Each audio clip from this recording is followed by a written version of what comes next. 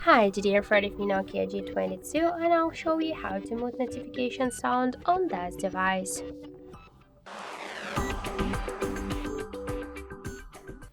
So open first the settings application and then tap to the sound section.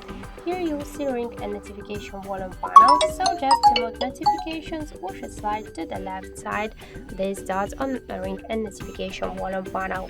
But by this way you will mute not only notifications but also the ringtones, and to mute only notifications I suggest you to unmute this volume panel, scroll down to default notification sound and switch your currently sound to just a noun, then just tap to OK to save the changes, and by this way you will mute all of your notifications but you will stay with the ringtones.